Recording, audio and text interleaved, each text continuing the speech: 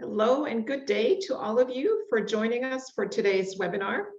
My name is Charlotte Hebebrand. I'm the Director of Communications and Outreach at IFPRI, and it's my pleasure to moderate today's session. We're going to hear some very important research findings of a collaborative research project carried out by ETH and IFPRI on enhancing biodiversity and resilience in intensive farming systems, a very important and timely topic. We have a full program, so let me turn straight away to some welcoming remarks and a project overview from the lead researchers in the two institutions. Zhang, who serves as Senior Research Fellow at IFPRI, and she will turn over then to Jaboury Ghazoul, Chair of Ecosystem Management at ETH. Over to you, Wei. Thank you very much, Charlotte. The report by the Intergovernmental Science Policy Platform on Biodiversity and Ecosystem Services named land use, deforestation, fragmentation, and degradation as the #1 root cause of terrestrial biodiversity decline. And agriculture is one of the major drivers behind. On the other hand, agriculture benefits from biodiversity and the ecosystem services it underlines, such as pollination, natural pest control, and soil fertility. One way to address biodiversity loss is to shift towards production approaches that allow maintaining and supporting biodiversity. Since last May, the project Enhancing Biodiversity and Resilience in Crop Production has worked to help lay the groundwork for a science-based approach to rethinking agriculture and biodiversity and improving agricultural systems to the benefits of farmers, consumers, and the environment. This event marks the launch of the report. I'm delighted to pass it on to my co-PI, Professor Jaboury Ghazoul, to give an overview of the project. Thanks. Thank you, Wei. In recognition of the change in agricultural policy, particularly across the EU, but also globally, and the need to rethink how agriculture is done, particularly in the context of climate change and biodiversity loss, Bayer put out a call for proposals over a year ago now to explore and synthesize the literature and the science evidence base on how some habitat measures can be done in a manner to improve soil productivity and soil health, and thereby enhance biodiversity both on the farm, in the soil, and in the wider landscape, and ultimately to build resilience in these systems. So as a result of that call, IFPRI and ETH Zürich, my own university, got together and pooled a consortium of collaborators across 4 countries, France, Germany, United States, and Brazil, to really respond to this, this demand for synthesis of the evidence. Over the last year and a half, we've been working on this, and we've really only scratched the surface. There's so much information and so many different approaches we can take. But essentially, the project has taken 5 different steps towards this goal. Firstly, we've been engaging directly with farmers to get a sense of their understanding, their perspective about what could be done and the opportunities, but also some of the challenges and constraints for delivering both biodiversity and resilience through new ways of farming. And I should add that these approaches are very much an intensive farming system. So we're thinking of many of the cereal and soy crops that are grown around the world, and maize. Secondly, our colleagues at the University of Maryland have been developing an assessment framework for really exploring ways in which we can monitor and capture information both on the farm and in the landscape to inform future management strategies. We've also undertaken here at ETH Zurich, and we'll hear a lot about this from Maryam, the variety of different measures that can be taken to support better pest control services, to support improved nutrient cycling processes, and to build that resilience, including cover cropping and intercropping and similar methods. Sergei, also working here at ETH Zurich, has been looking at some of the farmer responses and concerns about some of the incentive methods and support structures and approaches, policy approaches to implementing some of these management and supporting some of these management interventions. And no doubt we'll hear from him in a few minutes as well. Also, there's been a real push to understand some of the spatial dimensions of agricultural production. Where can these cereal and soy and maize crops be grown most appropriately, but particularly in the context of some of the protected areas and sensitive areas? What is the degree of overlap and what is the competition? Now, this project is obviously not just IFPRI and ETH. There's many contributors to this. In Brazil, a lot of the work has been led by the University of Sao Paulo. In Germany, the Leibniz Institute, the Leibniz Center for Agriculture and Landscape Research has been very prominent.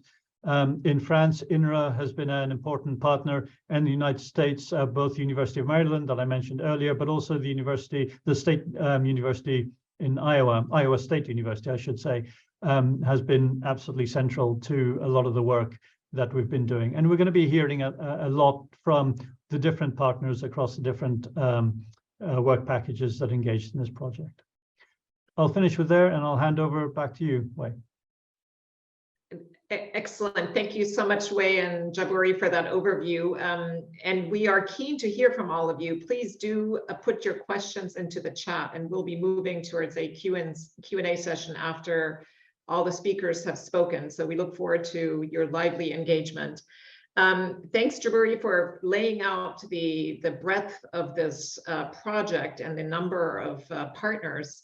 We're now going to hear from 4 researchers involved in this work, and I say that's just one part of the work. Obviously, it's a lot bigger than that, so we encourage all of you to look at the work in totality.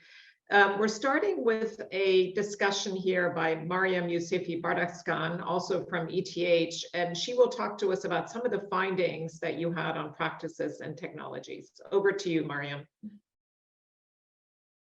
Hello, everybody.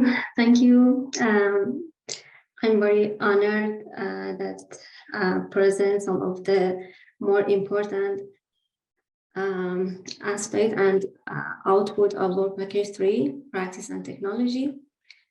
Work Package 3 was mostly focused on the 3 main research focus. First of all, we synthesized the existing literature regarding the effect of cover cropping on soil health and ecosystem services.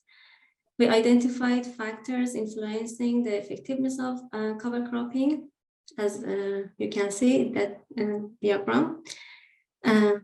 Farm practices such as irrigation technology system or tillage system, planting and termination season, climate zone and soil properties, cover crop and main crop species, cover crop biomasses, and residue management.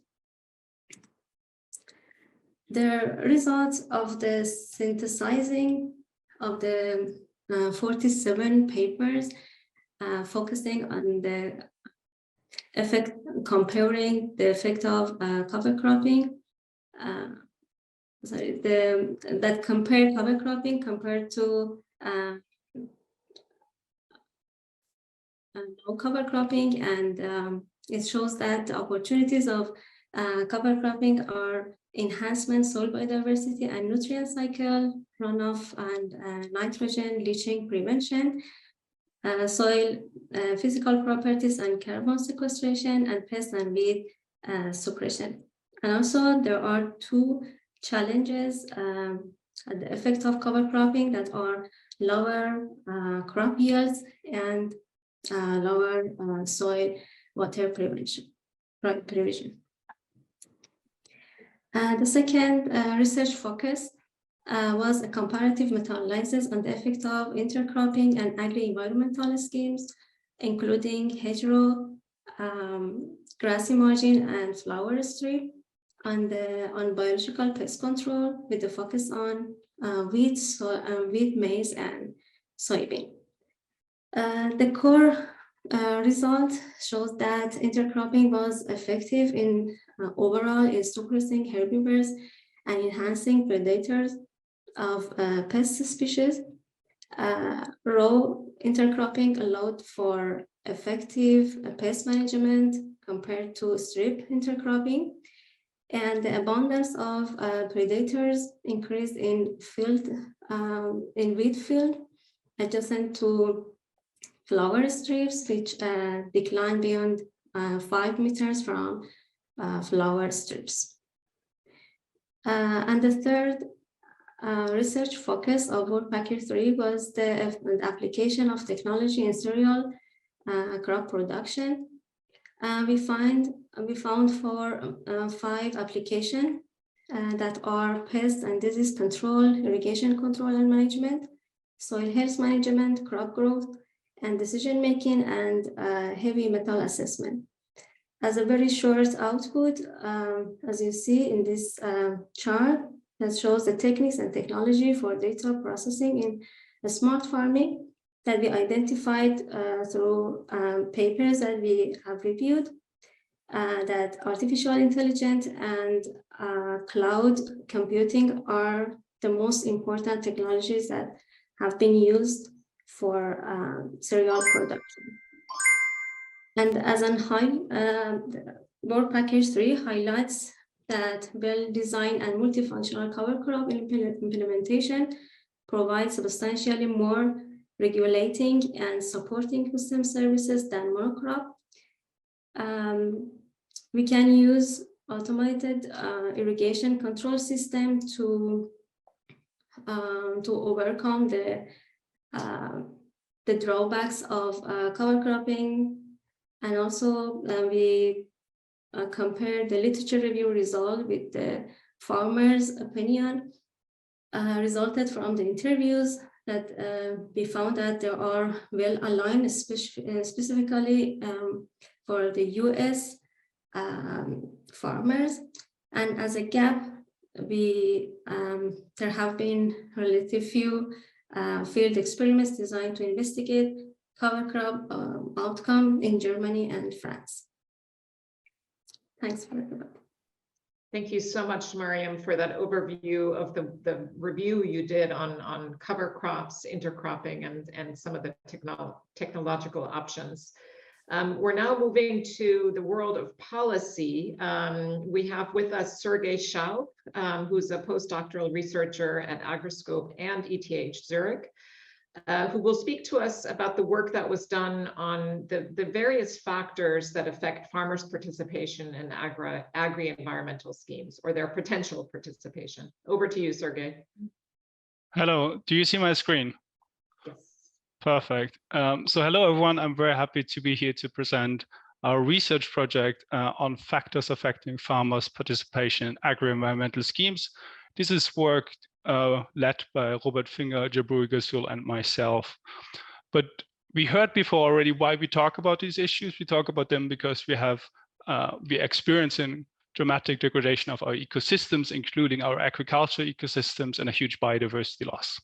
And as response to that, public and private entities introduce agri-environmental schemes to incentivize the adoption of environmentally friendly practices by farmers. Now, one thing is really important to know what works in the field and what doesn't, as also shown by Maryam.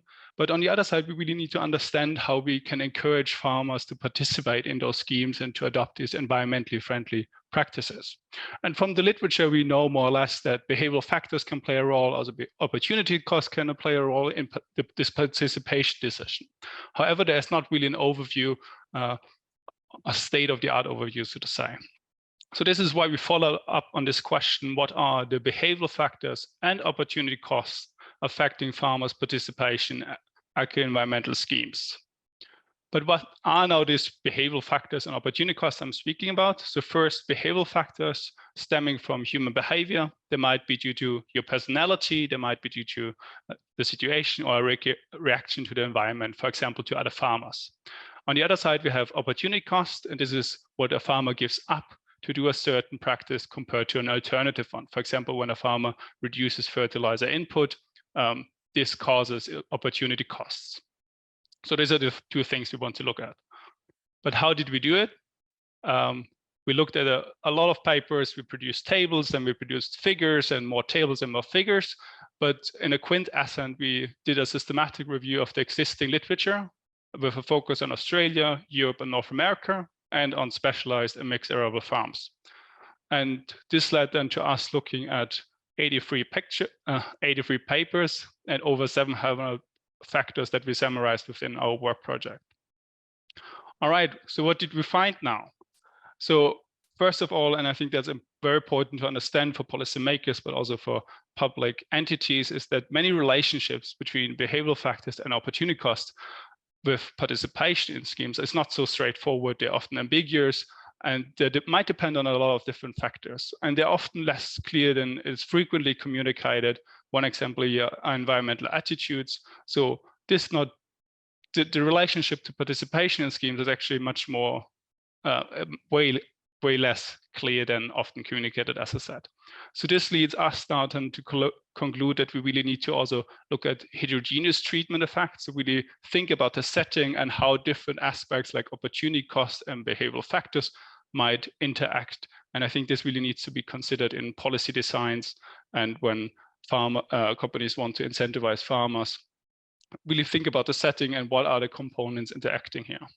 But there are a set of rather universal relationships which are quite clear. For behavioral factors, this is, for example, receiving advice, peer relationships, so the relationship to other farmers, and a positive attitude towards schemes. And I think that's quite interesting because they're very easy to use. For example, receiving advice can be very easily leveraged by telling farmers or informing farmers rather about what practices to use, when to apply, how to apply, make this process as easy as possible, and inform and transfer knowledge. And for opportunity costs, we have market condition and scheme design, which is rather straightforward. For example, easier and more flexible schemes are more likely to be taken up by farmers. However, here a word of cautions. So if you just make it too flexible and too easy, the results for the environment and for biodiversity might be not so well perceived as we want them. So we really need to think here about these trade-offs. So as I said already, I hope that companies and policymakers will take up this information about these more ambiguous relationships and those which are more clear when incentivizing farmers. And before I end my talk today, I also want to highlight an additional research we did, which were looking at indicators for result-based payments. So these result-based payments are payments when farmers actually receive money for achieved outcomes, so for measured outcomes and not for doing certain actions. And we did an overview a bit about this as well. What we find, very briefly summarized, because I'm running out of time here, is that they are mostly found in grasslands. Indicators are quite simple. There are very effective pathways to advance these indicators to be possibly more effective for conserving and restoring biodiversity. Within the EU, there are a bunch of new result-based payments planned. I hope they use the right indicators. And there are a bunch of new technologies which can be used, such as smartphone apps, to leverage the measurement of indicators. Thank you. Thank you very much, Sergei. Sorry to rush you through that very interesting presentation. And I think you put your finger on the key issue here, right? The farmers need simple designs that are easy to actually implement. And yet we know that the topic is complicated, and to actually demonstrate that the environmental benefits are being accrued is not so straightforward. So our next speaker is Zhe Guo, who's the Senior GIS Coordinator here at IFPRI, and he will speak to us about the spatial distribution of intensive soy, maize, and wheat production systems in the 4 countries that were looked at. Over to you, Zhe. Great. So I will shift gear and talking about the spatial distribution of intensive soybean, maize, and wheat production system using spatial data. And this work was led by Zhang, Yuliang, and myself from IFPRI. And first of all, I think in biodiversity and environmental studies and land cover and land use changes are important drivers for deforestation, agricultural intensives, and the land degradation, for example. And we will focus on agricultural intensification for this purpose. And this study is aimed to identify where and how and to what extent the key crops and also the cropland are allocated and in those focus countries and those 4 focus countries. And we will do this spatial analysis and pattern analysis in 3 perspectives, and one is at the cropland level, and the other one is mapping the cropland density distributions with the protected area from the IUCN. The third one is we deep dive into the single crops to see how these single crops distribution are different from each other and among the countries. And we did an explorer of the existing data sets, and since we are relying on public available data sets, but also we want to use the most recent data sets at a higher spatial resolution because we want to eventually to be able to link with landscape studies from other work packages. And we review a few products for cropland and land covers. And eventually we use 10 meter E3 2020 land cover data because they are more recent and very high spatial resolution. Similarly, for crop types, they are a little more challenging to get the high reliable remote sensing data. So we pick the European crop data from JRC in 2020 and also the USA and Brazil. Most of the data are below like 30 meters or 10 meters. And because we always want to have a higher spatial resolution. And for the protected area, because we are looking at the study at the micro level, at a country level, so we use IUCN data, protected data from IUCN. And here's some main result for, so if you look at the cropland density, how they distribute among those countries. So France and Germany, they are more evenly distributed, and they have some clusters, but they also most of the areas are suitable for cropland agricultural production has been occupied. And on the other hand, if you look at the Brazil and US, the cropland densities are especially clustering, and they are more in US is concentrated in the corn belts, and in the Brazil is more in the southern area.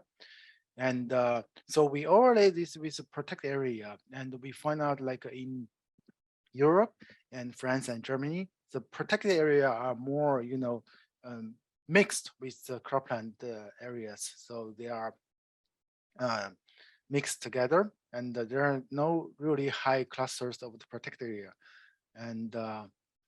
But when we look at Brazil, especially, and also US, we see like the separation and the hotspot of the protected area compared to the cropland area, they are highly dispersed. And so spatially, the patterns are quite unique from country to countries. And furthermore, we actually dive into the single crop. We start with the maize, and we demonstrate where are the hotspot of the maize cultivated area in different countries. Here, I just want to show France and the US. And in France, you can see clearly the high density area of maize productions compared to maize. And similarly, we did the wheat productions, and you can see, I will go back and forth, you can see clearly the patterns are very different and within the crops. And also the soybean, the similar thing happens. And also we put these 3 crops together to see, okay, where the major crop productions compared to other things. And we can see clearly there are spatial patterns that are unique from each countries. And to summarize, there's a strong spatial heterogeneities in distribution of cropland and individual crops. And also each country have their unique hotspot and spatial patterns. And this assessment will be complemented with other work packages, and for example, potential for connecting existing habitats from the landscape studies. More importantly, I think we compile a huge amount of data sets. These are gigabytes of data sets, and we spend quite a lot of time to process and harmonize them. So we put this in the public domain, so those Dropbox folders, and at least here, so it could be future use for the data set. I'll stop here. Thanks. Excellent. Thank you so much. Really fascinating results from that spatial distribution, and to see the differences between Europe and the US, or France and Germany, and the US and Brazil, but also then some differences among all the countries. So very, very interesting. And I'm sure that will be very helpful as the work is being pursued on this project or similar topics. So last but not least, Zhang is with us. She is an associate professor at the University of Maryland Center for Environmental Science. And she has been working in this project on co-developing a framework and indicators for assessing the performance of biodiversity enhancing practices. Over to you, Jin. Thank you, Charlotte. Could you see my screen? Yes. Good, thank you. Thank you, Charlotte, for the introduction. It's my great pleasure to share some of the major work for this project on behalf of my colleagues, Dr. Adam Kamarek from University of Queensland, and Dr. Wei Zhang from IFPRI, and Dr. Michael Castellano from Iowa State. So earlier, my colleagues, and also it's work involved feedbacks from many other colleagues in this project. So earlier, my colleagues has talked about some of the practices and technologies that has been considered as enhancing biodiversity, and discussed what enabled farmers may implement those practices. So there are some remaining questions, such as to what extent those practices may help to enhance the biodiversity, and also what other co-benefits of those practices could be used to overcome some of the barriers for implementing those practices. So in order to answer those questions, we really need to have a framework to assess the impact of those biodiversity enhancing practices. Given that goal, building on our experience in developing a sustainable agriculture matrix for evaluating agricultural practice on a national scale for countries around the world, we have been developing this assessment framework for agricultural practices with extensive literature review and stakeholder engagement. So the framework that I'm talking about is assessing the impact of biodiversity enhancing practice on the environment, social, and economic dimensions. And it also should consider the impact not only on farm, but also beyond farm. So based on the framework, we have identified several major impacts that need to be assessed, noted with the black color text here. And we think it's particularly important to consider the impact on biodiversity on several spatial scales, because a given agricultural practice does not only affect the diversity of soil microbes, plants and animals on farm, but also have a significant impact on the landscape connectivities and biodiversity for the region. It may also influence the biodiversity in the distant world through the emission of greenhouse gas and climate change, and also affect afforestation or deforestation through the global supply chain. So, based on this overall framework, we have identified a list of indicators through the literature review and provide a tentative report card using cover crop as an example. And then with those initial work, we conducted a stakeholder workshop in Iowa State last month to review the design of the framework, indicator, and the report card. And more specifically, we use the cover crop as an example and discuss some of the major costs and benefits of implementing cover crop practice on farm and on the regional scales. And further discuss or identify some recommendations for policies and other actions in order to enable the further implementation of the cover crop practice. So here's the example of the report card for cover crop, and small text here are indicators that could be used to measure the major impacts. And those indicators were color-coded based on the literature, with green color indicates implementing the cover crop practice may lead to a positive change, while red indicates a negative change. And yellow color indicates the direction is ambiguous or very context dependent. So as you see, the literature find a strong negative impact on cost and energy consumptions, but have large benefits for the environment on both farm and regional scales.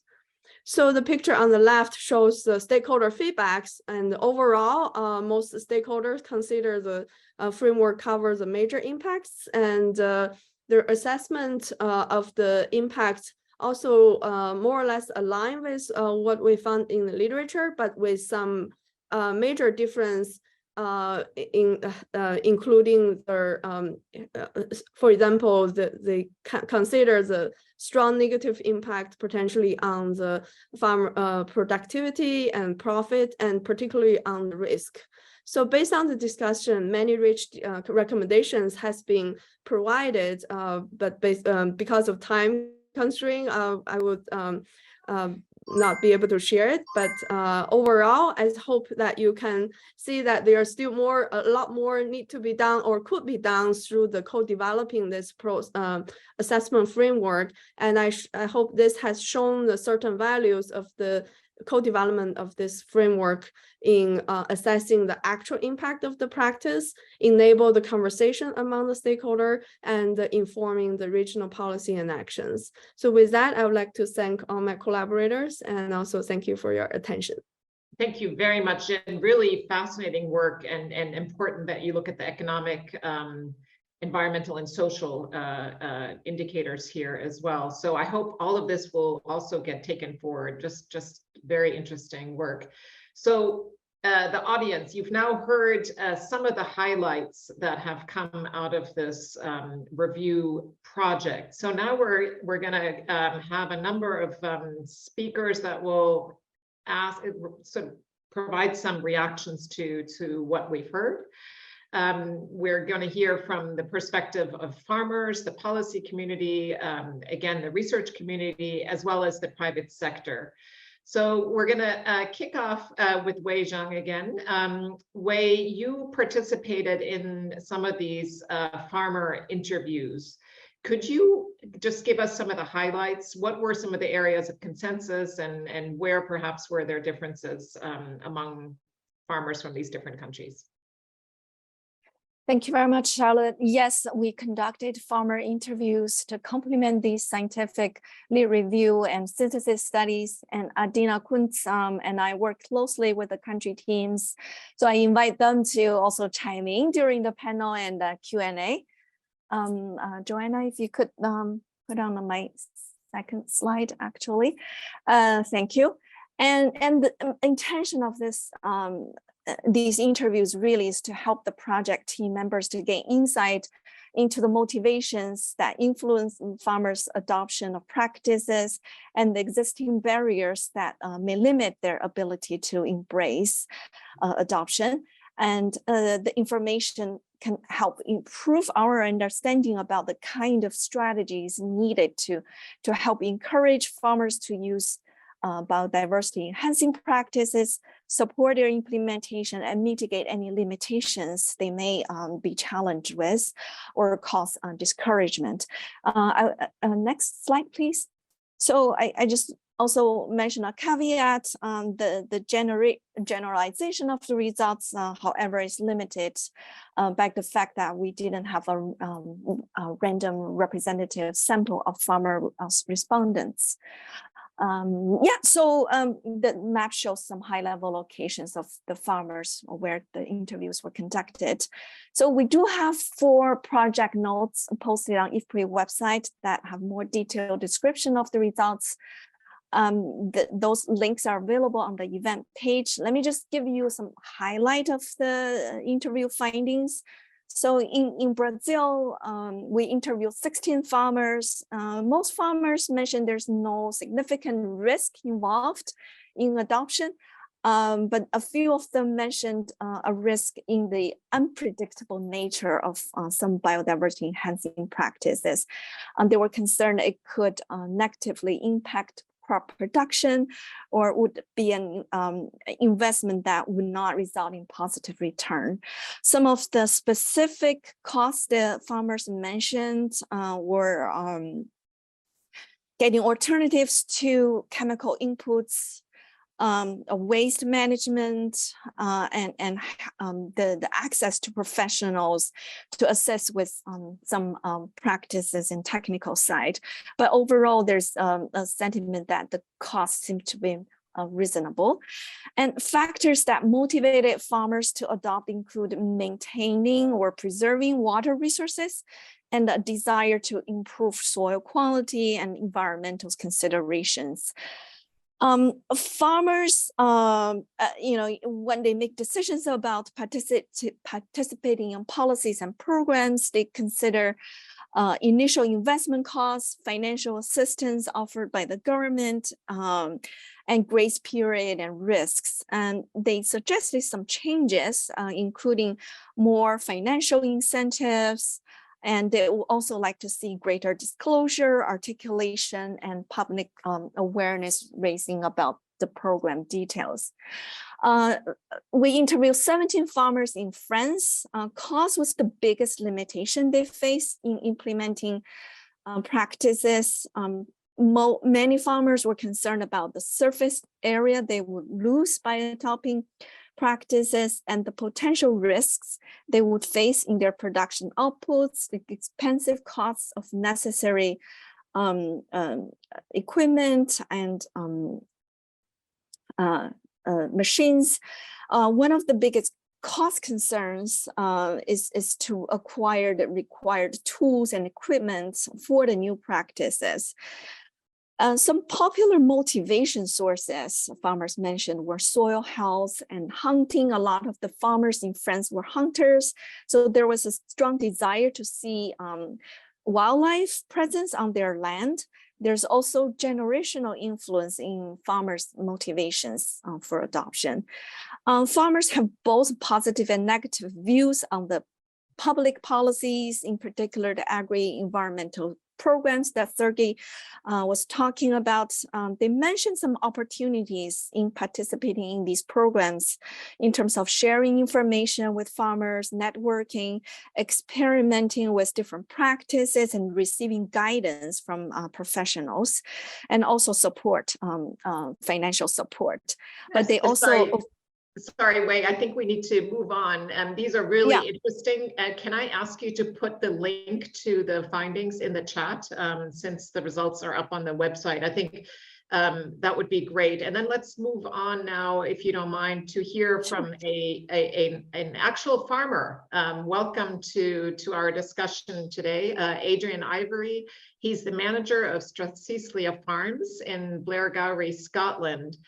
And Adrian, I assume you would want to see Wei's interviews encompass more farmers than the ones that we've been able to do as part of this project. But talk to us today from your perspective. You're obviously farming in the UK, but you're still somehow tied to EU farm forums. What are your key reactions on the research findings here, and again, in particular, from a farmer's perspective? Over to you. Yeah, thank you, Charlotte. I think the findings are really interesting. And as a farmer, soil health is something that is essential to maintain my business, to keep me profitable. I suppose the key messages I would come through this is that farming, like any other business, to remain sustainable, needs to be profitable. And in order for me to invest heavily in this tech and machinery that's going to be required, I want to see that it's proven in the field. And when I talk about it being proven, we're not talking about a small plot size. We're talking about large field scale sizes, so that we can see all the positives along with the negatives. I stress that it's really important that we see negatives as well as positives, so that we can all learn. The other thing that I think is crucial in everything at a farmer level is the acronym that I use at home, KISS. Keep it simple, stupid. If things are made too complicated or too onerous, they just will not be taken up and no one will look at them. And the final point I would make is that when people are looking into new varieties, new technologies and everything like that, please don't forget about the customer that the farmer is selling it into. In my circumstances, it's into the whiskey industry, the bread making industry, or the gin alcohol industry, essentially, or the livestock feed industry. If our customers do not want to buy that product, we won't grow it. So I think those would be my key things for the moment, Charlotte. Okay, thanks very much, Adrian. Very straightforward points. Some of them have already come up before in this discussion. So now we want to look at these topics from the policy perspective, and we're very pleased that Fernando Sampaio is with us. He's the director of the PCI Institute in Brazil. Fernando, how can policymakers, in this case, obviously Brazilian policymakers, best support farmers' efforts to enhance biodiversity and resilience? Hi, Charlotte. Well, thanks for the invitation. I have some slides to share, if you don't mind. Someone should be sharing. But I'm speaking on behalf of the Mato Grosso state government in Brazil, and this is the Mato Grosso is the largest agriculture commodity producer in Brazil.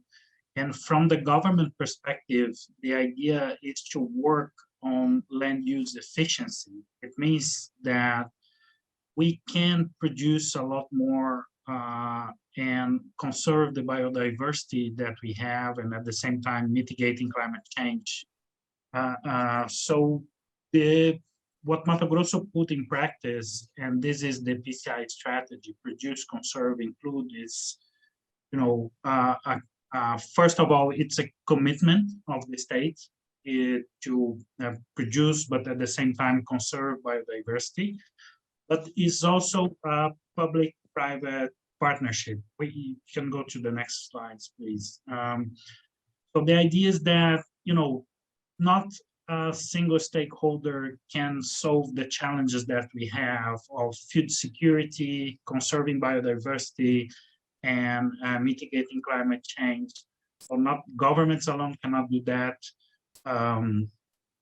The farmers alone cannot do that, and the private sector, the companies cannot do that, nor the civil society. We have to put together all these efforts, and the PCI is what we call now a jurisdictional sustainability initiative. And the idea is that we can have a transition on the territory of this jurisdiction of Mato Grosso. And to do that, we need the government acting. So we are putting in practice a mix of public policies that can support farmers. First of all, our main priority is to stop deforestation on the state, the illegal deforestation that accounts for the most part of the deforestation, and to implement the Brazilian Forest Code. It's a kind of policy that makes the farmers also responsible for conservation of forests inside their property. So we have this mix of public policies. We have the engagement of companies and farmers on these consensual issues that we have to provide more technical assistance and support for degradation, to improve lands that are degraded. But we also need investments from different sources to support this transition. Next one, please. So in terms of public policies, we have different agencies inside the Mato Grosso government working on these policies to control deforestation, to create incentives using the carbon from reduced deforestation, supporting smallholders, but also low carbon agriculture policy for the state. So the idea is that we can increase production, but at the same time, reduce emissions and conserve more biodiversity. So these are all the government agencies involved in the PCI. Next one. And on the other hand, we are building a lot of different partnerships with financiers and donors, and structuring the possibility of creating a flow of investments to Mato Grosso, because everything that we are talking about demands investments. So the farmers to transform degraded land in more productive land, to restore forests, to restore degraded pastures, you know, to give technical assistance for smallholders. Everything demands investments. And now we have a good idea what are this gap of investments. We are building the partnerships and the programs to drive these investments to the jurisdiction, because we believe that there is a layer of farmers that can, you know, invest themselves on this kind of production. They have access to credit, but there is a layer of farmers that they're just not bankable, or the risk is too high. So how can we create solutions and investment models that will make possible this transition that we are talking about? So this is also part of the PCI job, is to implement this solution, these investment solutions for the farmers. Next one, please. Please wrap up, Fernando. Yeah, just as an example, in a productive territory, Mato Grosso, this is the municipality of Sorriso, is the main soybean producer. So we are putting together the public investments, the private partners, and the local actors to work on the transformation of this territory. So this is just one example. Thanks, Charlotte. Excellent, thank you, Fernando. Really interesting update from Mato Grosso. Let's turn back to Sergei, who spoke earlier, of course. Since you have worked so much on agri-environmental schemes, Sergei, do you have additional thoughts on policy? What is the situation here in Europe? Yeah, thank you, Charlotte, for this question. I'm very happy, obviously, to share my thoughts. So first of all, I think it's very important to acknowledge the work farmers do in Europe, but also globally. I think this should be not be sidelined or anyway. But still, we have the current trajectories of this, that we have a degrading environment, that we have biodiversity, which is lost, which is not sustainable in the long run. And therefore, we really need to ramp up our efforts and need to also be a bit ambitious in our goals and how we set our goals. And this means a couple of things, and always very important to me is not to leave farmers alone, but actually use policies, use schemes in order to support them, integrate, as Adrian already pressed before, also different actors along the supply chain. I think that's very important to have like a sustainable system, both for our environment and also for farmers. But I want to stress three things now when it comes really to policies in Europe, especially, and schemes. So first is that we really need to focus on those practices which work to protect our environment, to protect our biodiversity. And this requires evidence-based policies, which again requires a science. And this is, I think, a very good example today here, where many scientific views come into together, and also a lot of knowledge was summarized. I think this is a lot of valuable information for policymakers to base the policies up on those. My second point is really to enrich also a bit the political portfolio, this agri-environmental schemes, meaning to think about larger spatial scales, not only one farm, but maybe think about a landscape scale, because this is where biodiversity actually matters. We heard before that we want to have wildlife back there, not only happening on one farm, but this needs collaboration across space. And I think the Netherlands has a good example here, where they have schemes in place where they ask farmers to collaborate and actually bring consolidated action into place. I think we need more of those, and these need to be ambitious. And then also close to my heart is result-based payments for biodiversity. We have them so far mostly in Switzerland, a few in Ireland, and also in Germany. We need more of those, where farmers are paid based on results they achieve, because this makes them also more flexible. I think this is also something which came from me through what Adrian said before, like sometimes things get very restrictive and they're not able to work anymore because they're forced to do it one or the other way. But result-based payment actually allows farmers to use the tools they think are best suited to achieve certain goals. And then last but not least, bring farmers on board. And I think I don't want to talk about too long about this. I mentioned many points before in my presentation earlier, how we can do this, think about the behavioral factors that actually matter for bringing farmers on board, and thinking about the opportunity costs which matter. And this needs to then become all together in agri-environmental policies, hopefully. Thanks.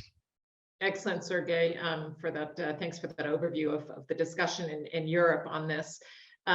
We have a question in the chat, which is relevant to our next speaker. So Gideon Kruzman is asking, what are the lessons learned from this analysis for the resource poor in low and middle income countries? Of course, a good question, given that this work focused on 3 high-income countries and 1 middle-income country.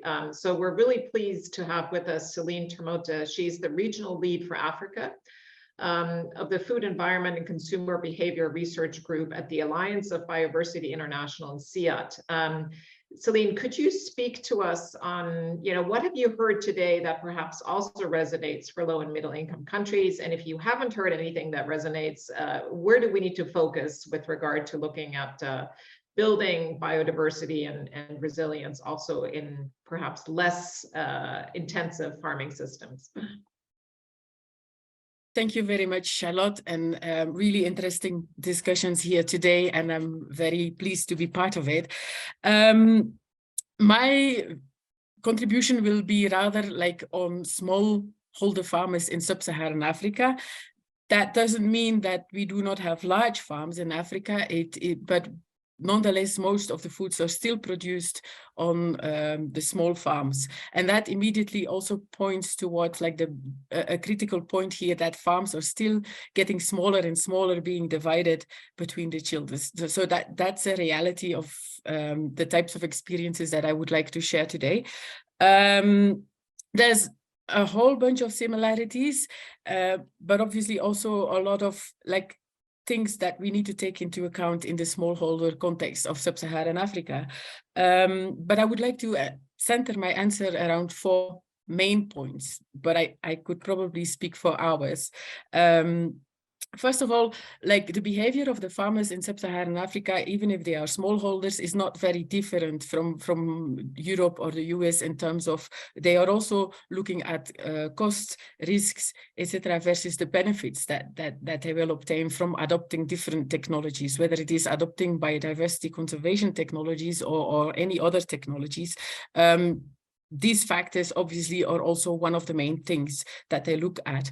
The difficulty or the difference here is that we are often dealing with farmers that have very low levels of education, hence even more the importance of sharing information, capacity building, but also building the agency of the farmers, making sure that they are able to make their own independent decisions, that they are not being trained just in one technology by, for example, one company, but that they have an overview of the full range of technologies, that their costs, their benefits, etc., but also, and it has been said already, the benefits need to be proven under farmer conditions. One of the things that we are experiencing often, even still here in 2022, is that new varieties are being developed under field stations or under monocropping conditions, while most of the farmers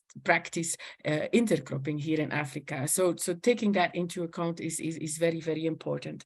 My second point would turn around the accessibilities to schemes or programs and policies, whatever. Obviously, we are in a world where the information streams are not that fast or easy accessible. Think about internet and other stuff. So it is an extra mile for farmers to get aware about any potential schemes, thinking about payments for ecosystem services or anything. So it is a little bit harder here. If they are already aware, there's another number of blocking factors. So I've been working with farmers here. They were about to make a very interesting deal, but they didn't know how to open a bank account, or they were shy to open a bank account. So some people need a little bit extra effort into guiding up till the last step, if you want. And that's very important, that we look at the agency, that we train them also in certain social skills, entrepreneurship, business skills, but also negotiation skills, etc. As already being said, these schemes need to be as simple as possible, tested under field conditions, and the benefits obviously proven under field conditions. Then my third point would be, somewhere in the report, I've been reading that I think it was in the farmer interviews, that it would be important to take into account like, or to work with the farmers when we develop certain policies. And I would say even in Africa, when we develop certain technologies, it's very important that we like co-create with the farmers a number of technologies. I've already been talking about monocropping versus intercropping, etc. We really need to better understand the conditions. I've worked for a long time in the Congo. I've seen many people coming into the country. I was living with the farmers for 2 years when I was still very, very young. But all these technology people came in, tried to distribute technologies. Nobody would listen to the farmers. They would all go home, come back a year later and say, oh, they haven't adopted, they are lazy. So, but I was living with those farmers and I could clearly see why they would not adopt or why they would do things differently, because they had very good reasons for doing what they were doing. So building agency, integrating local knowledge, very important. It will also help to make the adoption of these technologies more sustainable, even beyond project end, because they are really convinced that this is the way to go, etc., rather than like blindly pushing technologies for which we do not really know whether this is the best fit or not. Sorry, Celine, can you wrap up with your fourth point? Thank you. Yes, the fourth one is about access to seeds. Access and the cost to seeds. For sure, and modern well, a lot of new technologies have definitely a place in modern Africa, but we should not forget that the majority of the farmers are still saving and using their own seeds. Here, 80% of production is still by seed saving, using for the next season, etc. By doing so, by conserving, experimenting, developing local varieties, these farmers are actually the custodian farmers conserving our agricultural biodiversity here on the continent. And sometimes it's not just about varieties, it are also the minor local or traditional crops that we often do not find in the formal systems. But these farmers have been conserving them, protecting them, and they are not only important for their own food sovereignty, nutrition and cultural identity or heritage, but equally they are very important in terms of genetic resources for future breeding exercises. So to me, it's very important that looking at the global South is to think about how we can reap the benefits of like advanced technologies in the formal seed system, but how that can coexist also with the informal seed system, whereby farmers keep developing land races, local varieties, and how we can conserve that agricultural biodiversity in situ and not lose that opportunity for today as well as for tomorrow's population. So the current global figures to that extent are rather a little bit depressing.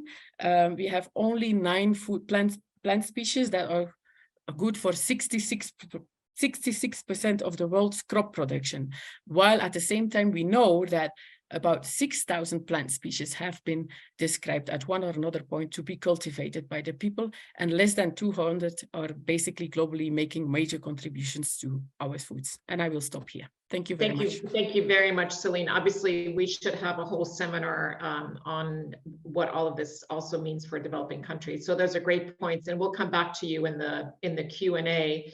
Now we're going to hear from the private sector, but more importantly, also from the company that has actually funded all of this research. So it's my pleasure to now turn it over to Bärbel Hunt.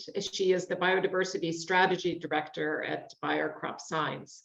So Bärbel, as the funder of this research, which I understand you actually commissioned to inform your own biodiversity strategy, it would be great for you to give us a sense of your key priorities that you think we need to enable more biodiversity positive cropping systems. Over to you. Thanks, Charlotte. Yeah, for us, it's very important to find the right balance between productivity, production, and biodiversity. And with our strategy, we always have the farmer in focus, and we want to generate value for the farmers. So we want to find systems where we can generate a lot of synergies and minimize the trade-offs. And to do that, we focus on 3 areas. Actually, one is soil health, and then the second one is habitats. How can farmers actually benefit also from implementing or preserving habitats on their land? And the third one is the crop genetic diversity.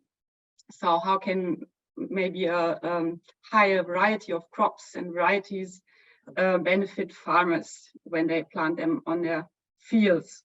And yeah, we as Bayer, I mean, in the end, it's always the farmers who have to implement all the practices and measures on their farm. But a company like Bayer can play a role as enabler of those more biodiversity friendly cropping systems. So, and as an enabler, we need to find ways to overcome the main obstacles. We heard today about the costs and risks associated with certain biodiversity measures. So how can we do that? One point we also talked about was giving advice, right? We can try to figure out and give advice to farmers, for instance, regarding cover crops. When is the best timing to plant cover crops? What is the best mixture or the best cover crop variety? When should you terminate it? How should you treat it in between?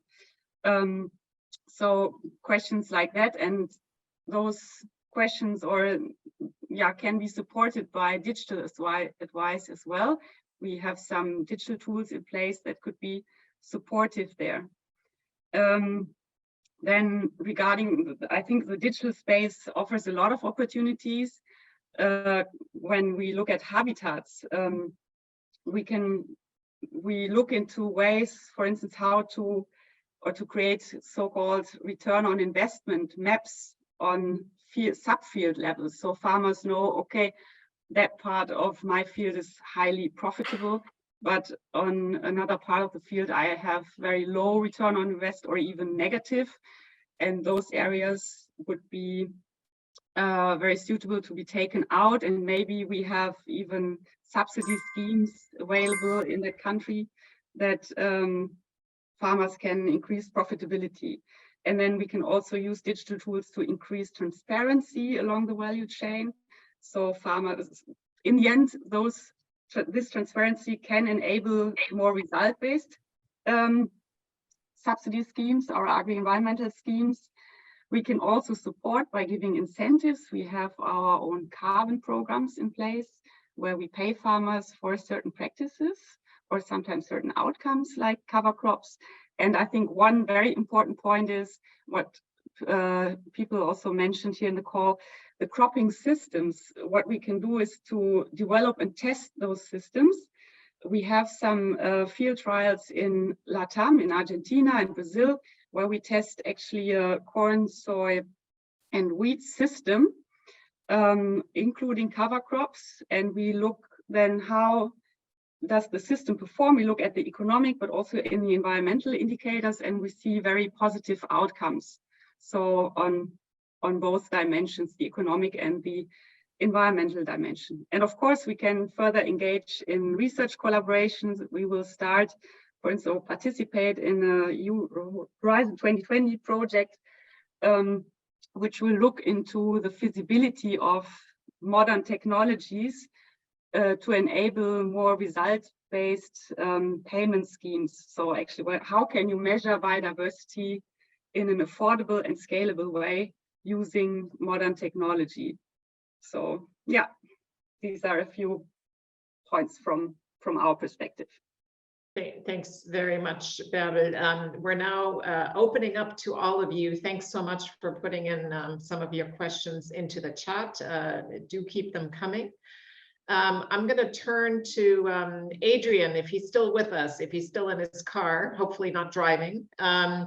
And Sergei, you're welcome to come in on this question as well. There's a question about whether some of the activities which have been looked at in this project have actually been able to be implemented in France and Germany because there are EU subsidies in place to basically promote those kinds of schemes.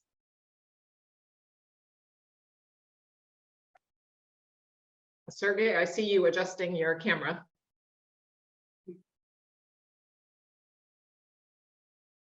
Yeah, I'm happy to jump in first.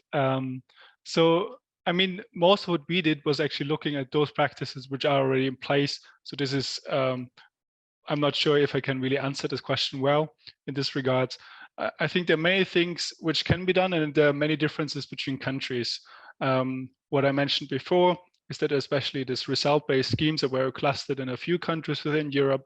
There are more coming with the new reform of the EU, but also still clustered in very few countries. So I think this is really something which could take up in a wider range of countries, also above grasslands. There are some exceptions, like in Switzerland, we have here some payments, which also, like in vineyards, you get payments if there's a certain amount of species in place.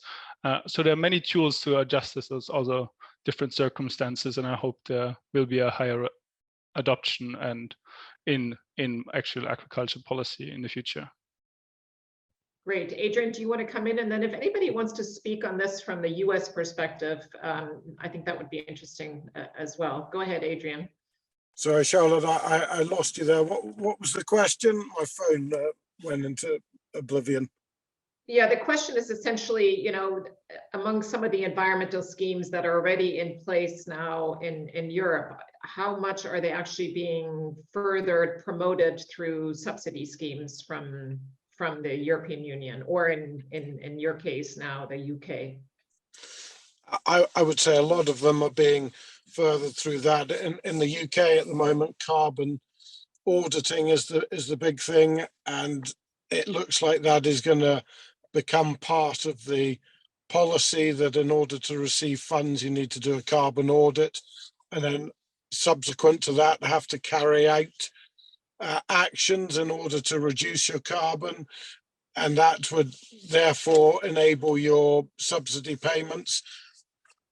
As I said before, soil health is crucial to crop health and to crop yields, and therefore some of the actions we take, like soil testing, pH testing, we're looking at calcium levels, phosphate levels. That's all really important.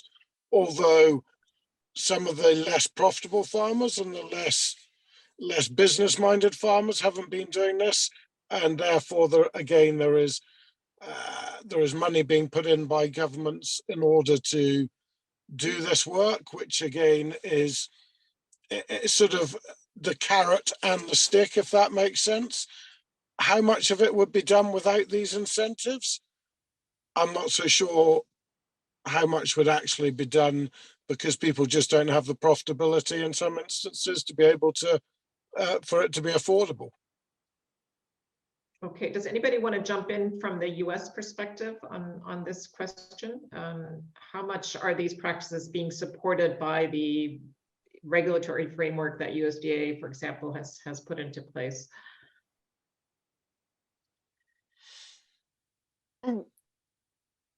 Charlotte, I can jump in here.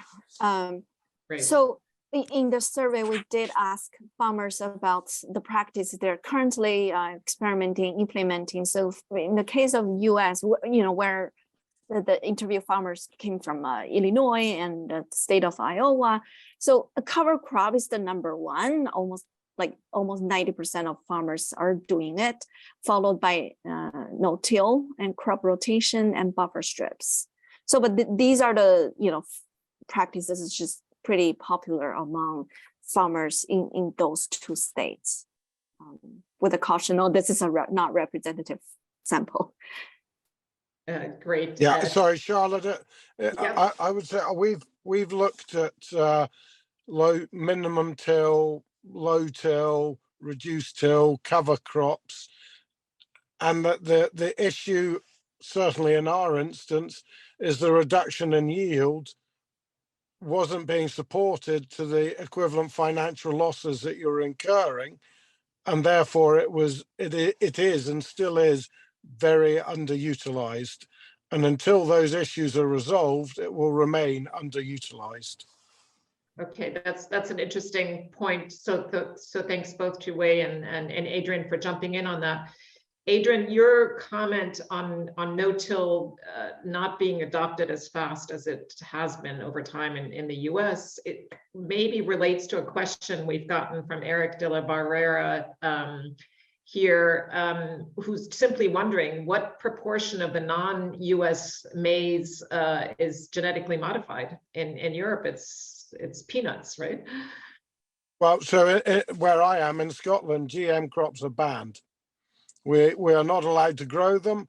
Our buyers will not buy them off you. So for us, absolutely zero is produced through GM.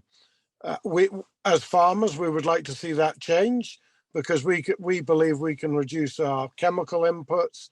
It will therefore improve environmental credentials, etc., etc.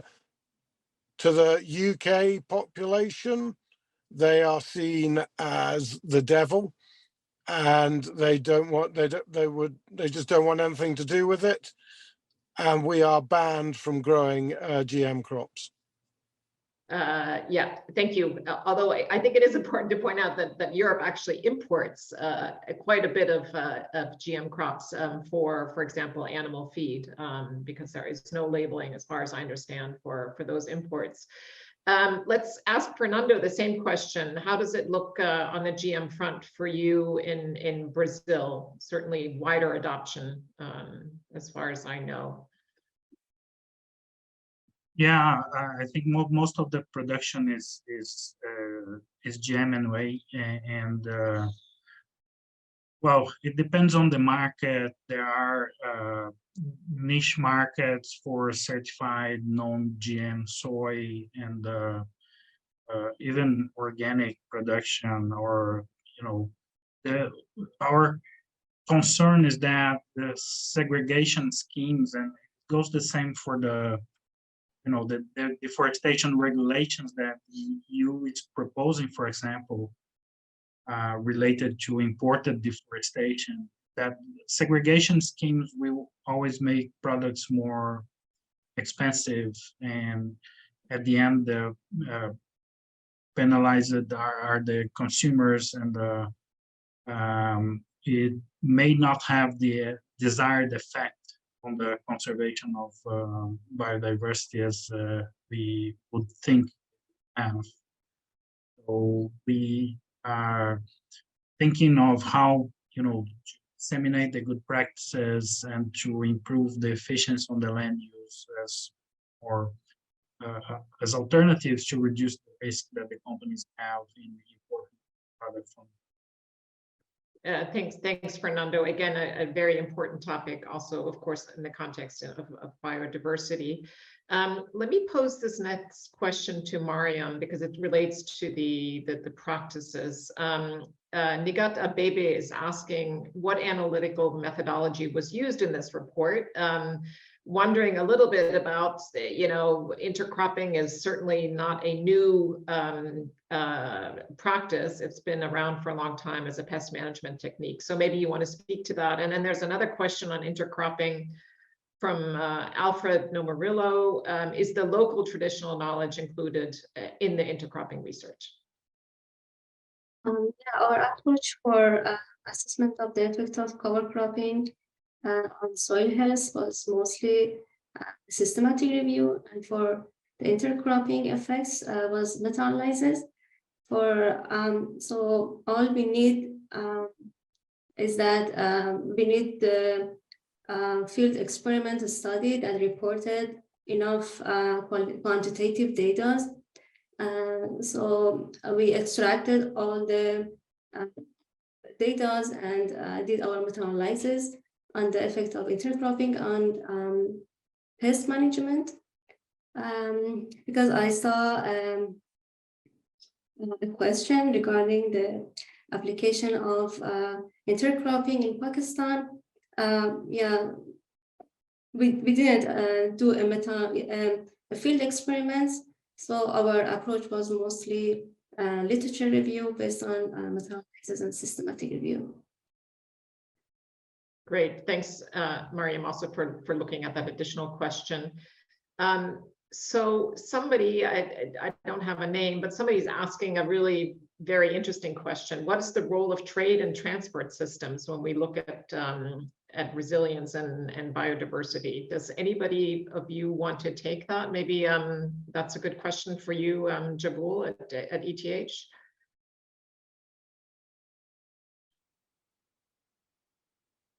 Can you just say that again? You cut out. I've got a really bad connection here. Yeah, the question is whether a project like this should also look at trade and transport, not just at what's happening on the farm. Well, yes. I mean, in a world of unlimited resources, of course, there's all kinds of things we could be looking at additionally. I mean, it depends what our interest in. I think the focus of the project was really on soil health, mostly in the role of biodiversity and farm management and landscape management aspects in terms of promoting that. I mean, if we're looking at a whole system perspective where we're taking account of energy use, carbon emissions, various potential pollutants such as nitrates and so on, together with biodiversity, then yeah, we'd have to look at the whole management system, including trade flows.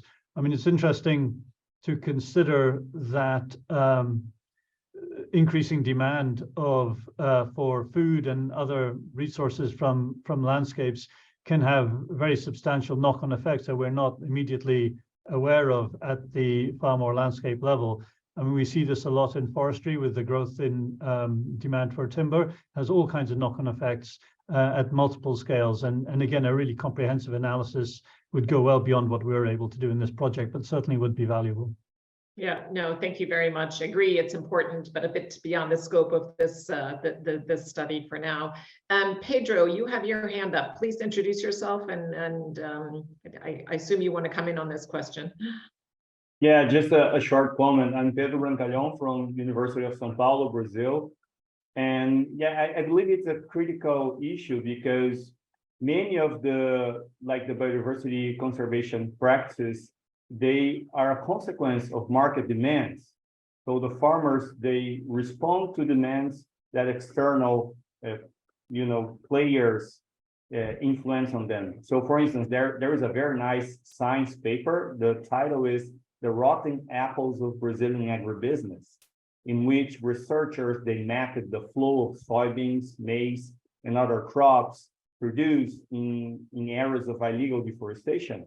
So it was possible to map the main countries and companies buying illegal agricultural crops from Brazil. So I think it's important to link in a future project the market supporting and buying the products coming from different productive systems, including the ones like pressing native ecosystems and not using sustainable practices, and those that adopt more biodiversity conservation practices. Thanks for coming in on that. Jin and then Fernando, also on this point, which has struck some interest here. Thank you, Charlotte. So I just want to quickly comment that the role of trade is certainly very important, and that's also one of the major motivations for us to develop this framework, considering the impact of implementing the agricultural practice, not only on the biodiversity on a certain farm, but also the implications for the biodiversity challenges that goes beyond the farm for the landscape and also even for the distant world.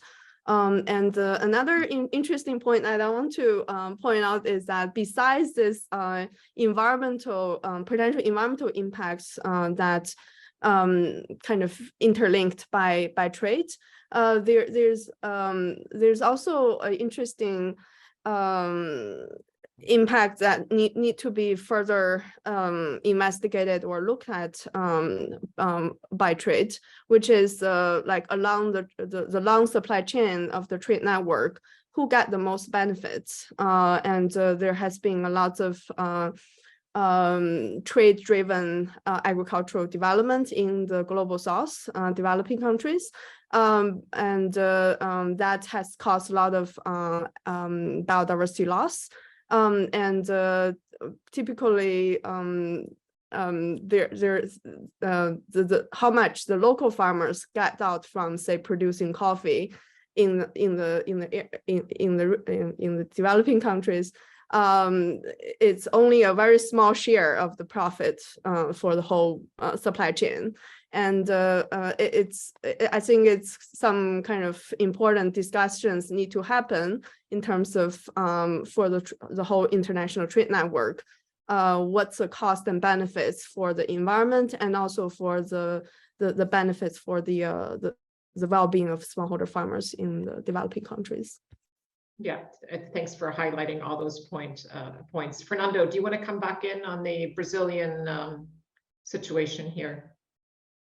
Well, yeah, my point is that if these practices from the farmers, if they have an effect on climate or biodiversity, we have to give value to this. And this can come, you know, the farmers are reducing emissions, they can have carbon credits that they will put in the market. Or another possibility is that we can attach that impact on the commodities trade. So we are talking about exporting, you know, low carbon or carbon neutral beef or soy or any other products. But we have to create the demand for that. And I think that's a role for trade, you know, to privilege or to value.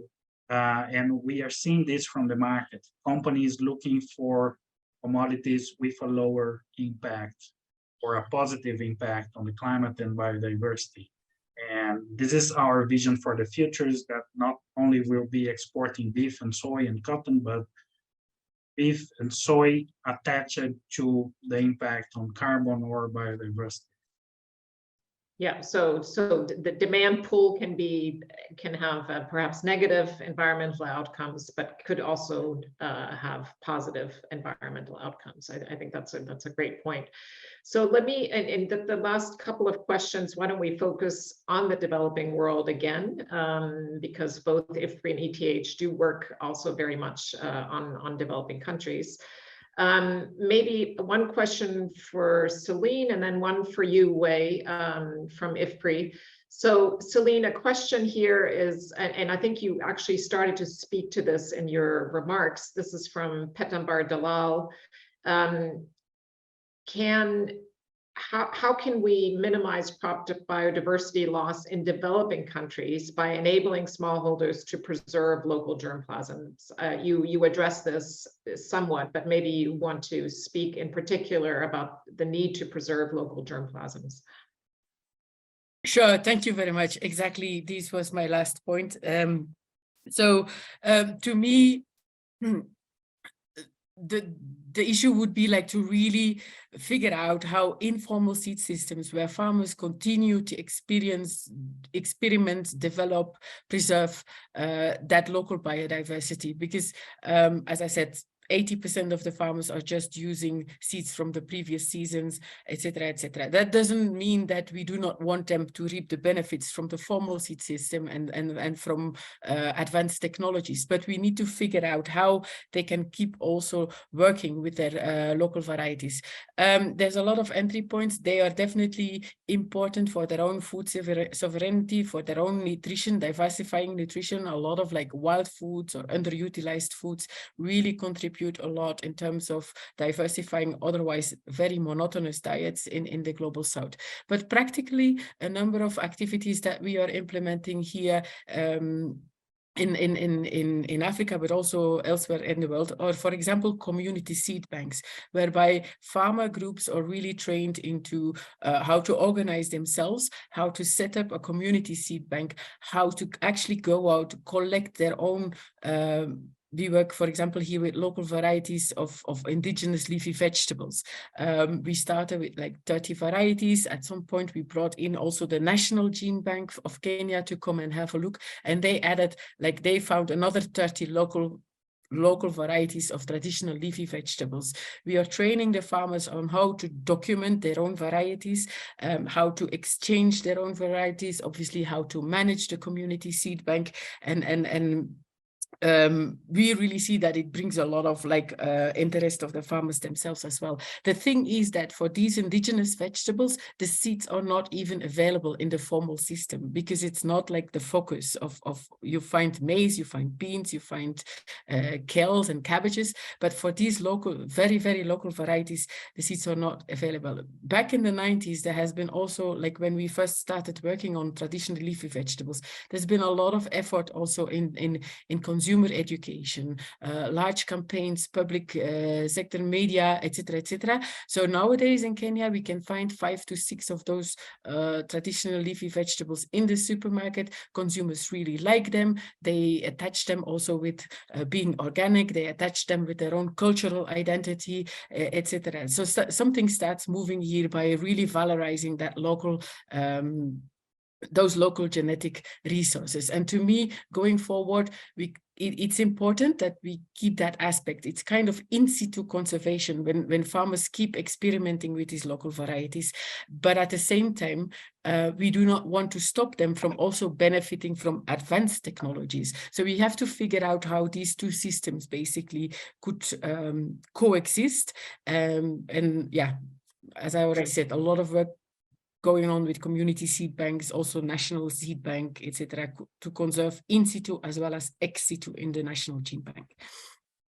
Thanks very much, Celine. And Wei, maybe you can take this question when you close us off today. I mean, there's a couple of questions here about IFPRI's work, and let me just tell everybody in the audience, all IFPRI does is focus really usually on low and middle income countries research. But there are questions here about, since the farmers in developing countries are just as concerned with climate change or biodiversity as farmers everywhere else, is what kind of work is being done by IFPRI in this regard? And also with regard to the technologies that have been looked at as part of this research project, the question is there any research done with regard to their feasibility, applicability in developing countries? But Wei, maybe you can answer that also in your closing remarks, because we are nearing the end of our very interesting seminar. So let me first turn to Zhang, who will give us some closing reflections on the discussions today, and then we'll hear from Wei after that. Zhang, over to you. Thank you, Charlotte. It's my great honor to provide my 2 cents at the end. So I just want to emphasize that, so today we have heard a lot about the agricultural practice, and it is important to implement those biodiversity enhancing ag practice on farm. But besides this, it's also very important to look beyond farms and recognize that what being produced on farm and how it being produced is really determined by what we put on our plate and what we put in our gas tank. So the stakeholders along the supply chains for food and biofuels are also critical to be involved in the future conversations. And as a consumer, while we are enjoying all the benefits that brought by the modern food system and the fuel system and pushing for more bioenergy productions, we also need to be more mindful of the implications, and particularly the impacts on the environment and farmers' livelihood in the global south. So that's my 2 cents. Thank you. Thanks. Wei. Thank you very much, Charlotte. Thank you, Xin, for the closing remarks. So yes, I think enhancing biodiversity and resilient and healthy ecosystem services in developing countries is a food security strategy. So this is not a necessarily a trade-off. We know that over 1/3 of African soils are degraded, significantly limiting farmers' ability to grow, to feed themselves, and feed the future population. So you know, IFPRI has done a lot of work. We don't have 2 hours to talk about that, but we work on policies to addressing inefficient or blanket subsidies on chemical inputs, to think of ways to be more targeted to support more precise, optimal use of chemical fertilizers to address the soil health issue. And we work on innovative extension, learning, and climate adaptation, nature positive solutions to food security and farming systems. And commons, for example, is great natural resource management, not just for livelihoods and cultural heritage connection to places, but they play a significant role in enhancing biodiversity on landscapes, which supports healthy ecosystems for the sustainable food security objectives. So with that, let me just say give a few notes of thanks. I'd like to thank all presenters and panelists and audience for these excellent discussions and enlightening remarks. Thank the project team members for your contribution to the research, and Bayer team for funding the work and all the constructive engagement throughout the project. Do reach out to us if you want to learn more about the report, which is accessible from the event page. And finally, special thanks to the IFPRI communication and event team for their seamless support. Thank you very much. Back to you, Charlotte. Thank you so much, Wei. A warm thanks from me as well to all the speakers, to our audience. Thank you for all your questions. And if the speakers would like to answer any of the remaining questions in writing, that would be, I'm sure, much appreciated. And in closing, let me just tell you about two events that are coming up at IFPRI. December 12th, we have the annual Foreman Lecture on Nutrition, and we are very pleased that the African Union Commissioner for Health, Humanitarian Affairs and Social Development will be joining us and delivering a speech on the African Union designated 2022 to be the year of nutrition in Africa. So please join us for that lecture. And then on the 14th, we have another seminar, which is actually relevant very much to the topic discussed today.